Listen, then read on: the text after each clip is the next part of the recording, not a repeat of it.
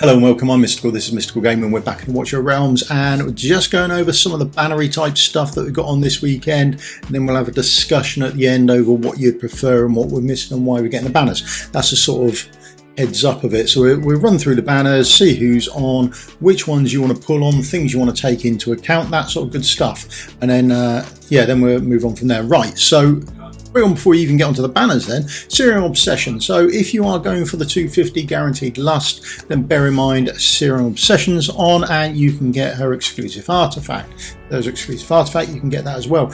If you're around in, I want to say February, I believe Lust and Arrogance were the Valentine's couple, I'm sure of it. I mean, feel free to correct me if I'm wrong down in the comments.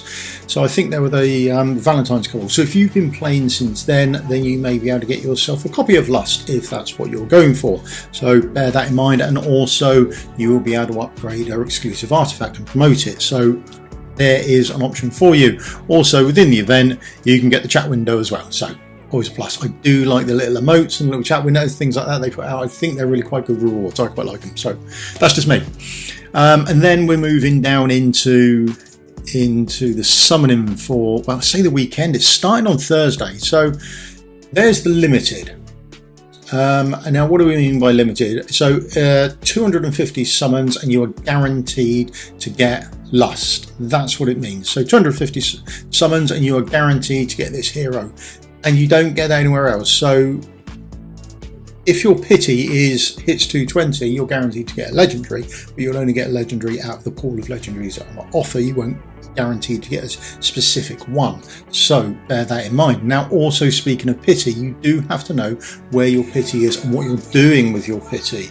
Okay, so the Lust exclusive event is a 15 times drop rate and guaranteed within 250 summons. So her drop rate has been increased as well. So if you get a legendary earlier, she's got an increased drop rate, not to mention a 15 times drop rate for Arrogance as well. And Arrogance is absolutely phenomenal champion. Absolutely brilliant. Top draw hero if you get him. So it's a good banner to pull on. Now, if you are pulling on it, bear in mind it's 250 and you want to know where your pity is. So let's have a quick look. My pity is no good. Right, so you come over here and you have a look on your details, and then you can go and see the pity timer here, and it explains all about the pity timer for you. But essentially, if you don't get one for 200, and then you get 5% increase, which is a cumulative over each summon. So by the time you get 220, you're at 100 and a little bit percent of getting one. So you'll get one on your 220th summon if nothing else. You can then click down on your summoning record and see when you last summoned. So I am 199 away from starting pity. I am 219 away from guaranteed getting a hero. Right, so I would pull 200 is what I would do. I would pull up to 200, then I would stop. You may want to go under that, you may want to go a little bit above it, and it sort of depends on where you sit with your account. Once I'm guaranteed that, I would then probably hold off, and I would hold off until I get, and then pull on here. So I'll probably pull for then Silas or Vierna and see what happens on that banner. So that's probably the way I would go. But again, you know your account and you know what you're available for. Now, it is no good pulling for Lust if you do not have, I'm going to say 220 summons. Now, that's a combination of summoning crystals and combination of diamonds. Now, it's not just that as well. So to get to 250 summons, on average, and I stress this in mind, average, what you actually need is you want 250 summons. So if you haven't got 250 summons, you'll then start to gamble. Now we can gamble all the way down to about 218. Once you hit 218 summons, you are most likely, there is a 40% chance that you will get a 3-star champion. So if you have a look, drop rates, here we go. If we come down here, so there we go, we have got a 40% chance to get a 3-star champion. So out of 218 summons, you would then get 40% of them in 3 stars, and you can sell all your 3 stars for 30 diamonds each. So out of your 40%, you would then sell the diamonds. With those diamonds, on average, you would get enough rares or enough 3 stars to resell them, get enough diamonds, and you could hit 250 if you hit that 40% mark. If you're short of that 40% mark, you've just wasted a lot of diamonds and summoning crystals. So bear that in mind. It is not guaranteed. This is just working on average. The only way to guarantee it is by having the 250 before the event kicks off. So bear that in mind when you're making your decisions on what or where you wish to summon for. So there we go. That is the first banner. Arrogance, absolutely fantastic. If you pull in and you get him, brilliant. And even if you get copies of him, his awakenings are awesome as well. If you've already got Lust and you pull do you want to pull an extra one? Defense reduction, never a bad thing. So bear that in mind. Array 1 isn't terrible if that's what you're going for. And if you're using it widely, then absolutely fantastic. But you do need to be running a nightmare comp, because the sinful lash that inflicts it only comes when 2 people from that faction have done their ultimates. So do bear that in mind. To cast a sinful lash, you need 2 ultimates to go off, and then she will do the sinful lash, and then you're waiting for another 2 to go again, and that would be the timings on when you would get defense reduction as well. So some things for you to think about going forward. Now, the other banners we've got on this weekend, so if you wait until the Friday, you'd then be moving on to Silas and Vierna, another pair of champions. That's the other important thing as well. Let's quickly nip back. So they are a bonded couple, so bonded skills. You do not need to play these champions at the same time. They do not need to be on the same team. They do not need to be on the battlefield at the same time. You just need to own them. So as long as they're in your roster, then you get the bonded skill. So bear that in mind.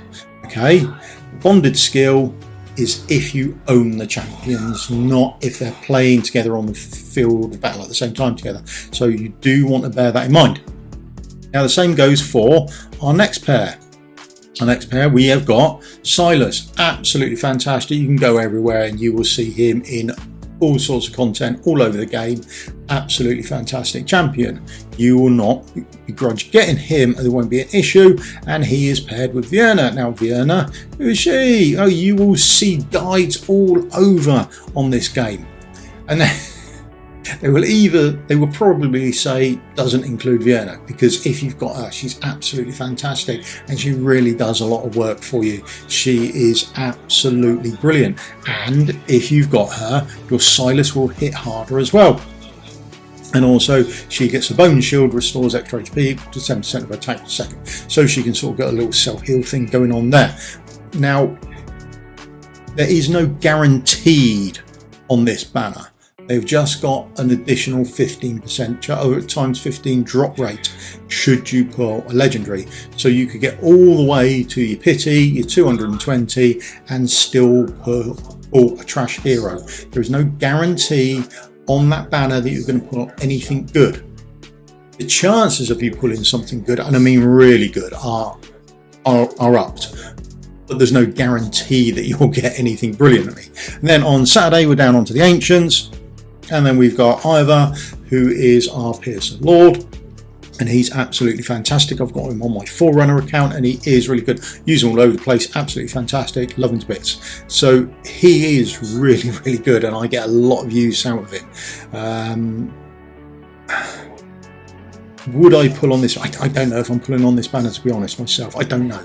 But also on this banner, we've got Carnelian as well. She's up there as well as the Celtic Healer. I think she's quite interesting as well. Now, I don't have her, but I do see her getting used quite a bit. I see her getting used quite a lot in Guild Wars as well, actually, on defensive teams. So apparently, from what I've seen, looks a really good healer. Would I be happy if I got her? Yeah, I would, yeah.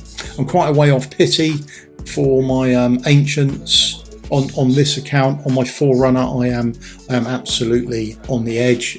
I don't know, next 10 or 20 summons, I'll get a pity Lord, so that is something to be wary of. So again, bear in mind, if you are pulling on this, go and have a check of your pity and see where you are with it. Again, you won't be able to see it until whenever the event goes live. So Ancients on Saturday, you'll be able to go and see where your pity is, and you can work out how far out close you are, and if you want that Lord. If not, wait for the next event. So that's it. Some really good events on this weekend for summoning. Or are they? So we've got these good events because we haven't got updates coming. They're trying to keep us engaged in the game, which I think is good. They're running good events, but they're old events. They're running good banners, but they're old good banners. We're missing heroes that should come in. Would people rather pull on Beelzebub, something like that banner, that sort of thing, which we're not getting? Are there any signs of an update coming? No, not really. We've had this one message, and at no point did I think they weren't working hard to solve it. But there's no end date. There's no knowledge of when this is going to happen, or if at all it's going to happen, or this is going to be the end of the game for us as we see it, and it's just going to be like this. So how many of these good banners can they re-roll out? So next weekend or 2 weeks time, do we get another limited banner? Does Nora come back out, or do we get a Pope and Ingrid banner, or who knows? But without some real knowledge about what's actually happening with updates, then is this as much as we can hope for, or should we hope for more or better? I think they're trying hard to keep people engaged in the game, and that's fantastic. But is it enough?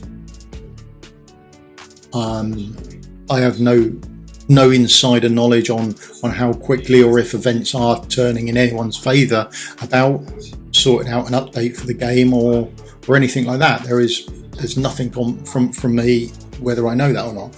I would prefer to have the update than I would to have these banners, to be honest. The updates we're missing are things like gear recommendation, and that is so good.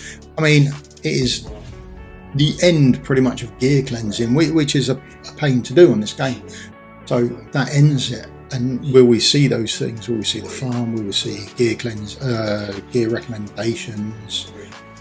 All sorts of things that we're actually missing. I mean, they're asking, the competition is just about to close for doing your own gameplay mode, which is fantastic, but people ever gonna see it because it can't be updated and put into the game, which is a real shame. I think it's a good game, but if you're not going to update the game, then people will just eventually leave. So that's it. End of the video there, and on I feel quite a sad note. We've got all this good stuff happening, but is it enough? And how long can they keep it going? Anyway, let us know your views. What do you think? Would you prefer really good banners, or old ones, or would you prefer the update? Thank you very much for your time. Right, I'll see you in a video again tomorrow. Cheers. Goodbye.